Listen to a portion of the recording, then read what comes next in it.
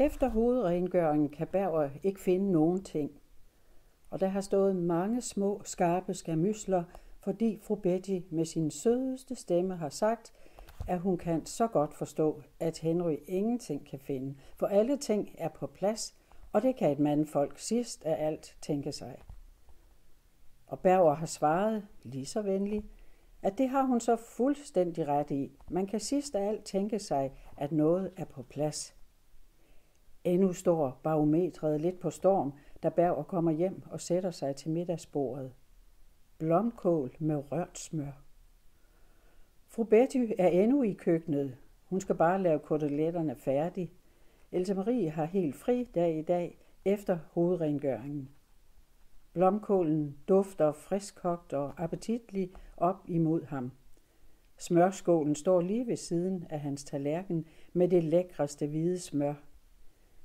Et sekund streg for det Bergers tanke, at han vist bør vise Betty den høflighed at vente til hun kommer. Det gjorde han i de første uger efter at de var gift.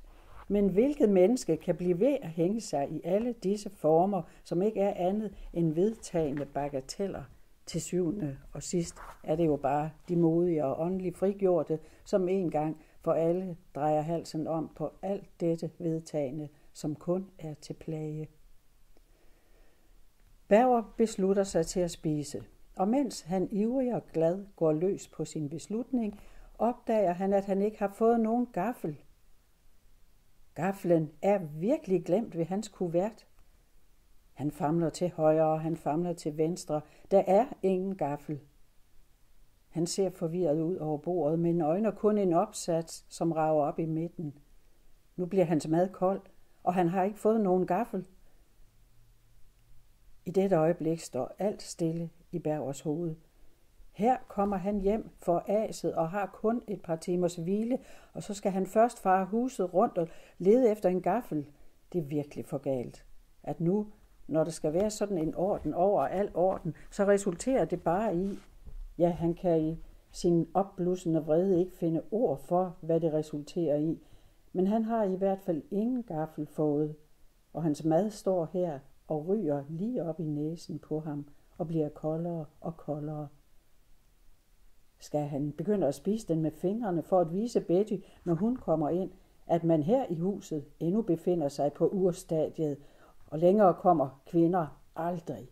Aldrig. Kvinder er blottet for udviklingsmuligheder. Det har han stadig sagt, undtagen måske den tid, da han var forlovet, da Bent Bøge lå på lur efter hvert ord, han sagde i banken, for at referere det til Betty, i spøg naturligvis, og når han selv var til stede. Gud bevares. Bent Bøge var gentleman og talte ikke ondt om ham bag hans ryg. Forresten er Bent Bøge selv den værste sladderhank i banken, og det vil sige meget. Men hans mad ryger mindre og mindre. Den fristende lille stemme, spis mig, mens jeg er varm, dør mere og mere hen, og spise den med fingrene for at lade Betty forstå den kyniske bitterhed deri, er jo ikke til nogen nytte, for det forstår hun som end ikke engang. Kvinders åndsevner har jo aldrig spændt over den fineste af alle åndsarter, ironien. Aldrig. Og her råber og skriger kvinderne om mere plads og mere plads for deres evner, vil optræde som politikere og tage brødet fra mændene, efter at mændene i årtusinder har forsørget dem fyrsteligt, så de ikke har behøvet at røre sig. Heller ikke taknemmelighed kender kvinderne til uden af navn. Men kræve og stille fordringer kan de. Men så meget er sikkert, at kommer der et til af disse store agitationsmøder, hvor kvinder står op og reklamerer for deres evner i retning af at styre og lede samfundets store husholdning, så skal han være der. Ja, han skal rejse sig fra sin plads og bede om ordet, og gå op på talerstolen og se ud over forsamlingen med et køligt smil, som skal få de måbende fruentimmer til at føle sig ilde til mode. Og han skal begynde langsomt og sarkastisk, men med sammenbidte tænder, for emnet har grebet ham, og med sine smukke brune øjne skarpslebende af mandig sikkerhed. Mine damer, vil han sige, og løfte sin hånd mod publikum. Han har den smukkeste hvide hånd af alle kammeraterne i banken. Mine damer. Vi har ikke det mindste imod at betro dem samfundshusholdningen, men et gammelt ord siger, fra det små til det store, må vi se dem styre et hus med virkelig dygtighed først.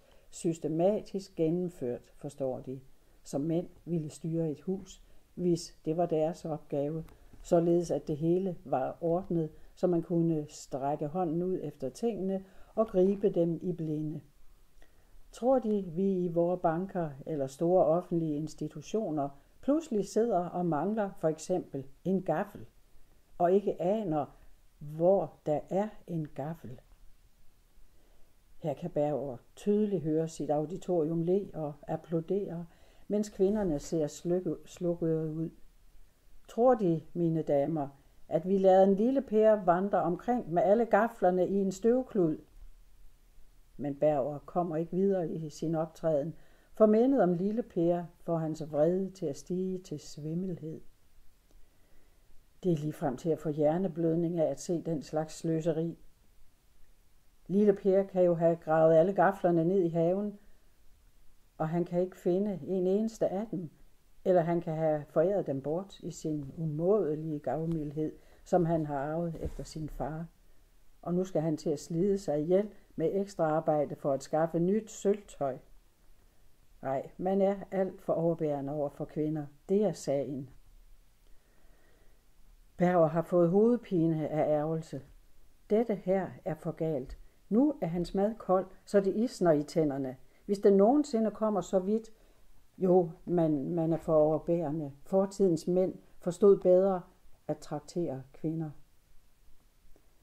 I en blodrød flamme går et syn af mishandlede kvindelægemer forbi Bergers øjne. Et flygtigt, atavistisk begær, så bliver han sig selv igen, den moderne hr. Berger, som nok på sin måde skal få sin ret. Og Berger rejser sig. Nu kan Betty understå sig i at svare ham kort og næsvist. Så skal hun få hele skarenbøtten ned over sig, og han vil spørge hende ganske lempeligt, for at hun bedre skal få mod til at feje ham kort af. Og så Berger går forbi bordet, forbi buffeten, ned gennem den lange, smalle korridor, hvor lugten af kotelet møder ham med gastronomisk venlighed. Skal han måske også spise den uden gaffel? Nej, lille Betty, jeg agter én gang for alle. Betty står ved vasken og skræller kartofler. Rød af komfurilden vender hun sig mod ham med smilende blanke øjne, lidt genstridige i bunden. Er du allerede færdig? Siger hun intet anende. At Berger skulle vente på hende, har hun ikke et øjeblik tænkt sig. Ægteskabets første søde små hensyn falder jo bort af sig selv som mælketænder. Berger siger i en lidt klagende, men forholdsvis venlig tone. Jeg har ikke fået nogen gaffel. Fru Betty er varm og ophedet og ked af småkævl. Og nu da Henry kommer så pæn og sagtmodig, beslutter hun også at lægge våbnene ned og siger i sin sødeste spøjende tone: Det er jo lille Per, som har dækket bordet for mig, skal jeg sige dig, og så har han glemt gaflerne. Nu skal jeg finde en til dig. Berger er noget afvæbnet, mens han går tilbage den lange vej bag efter Betty, som står foran buffeten og trækker skuffen ud. Der ligger en lang række skinnende, nypudsede gafler. Berger husker forresten nu, at han før har set det syn, og fru Betty tager en gaffel op. Hun kunne have gjort det i blinde, lægger den i Bergers hånd, rigtig trygt ind mellem hans fingre, og der er et ganske lille sødt smil i hendes mundvige, da hun ser på hans næse og siger: Mændene burde være født med kroge på næsen. Det ville være langt lettere for os at hænge alle ting der. Og med det samme kysser hun ham midt på næsetippen og vender sig om til bordet. Jamen Henry, siger hun forbavset, hvorfor tog du ikke min gaffel hellere end at lade maden stå og blive kold? Berger ser, ja, 6 centimeter fra hans plads ligger en skinnende nypudset gaffel på dugen ved Bettys kuvert.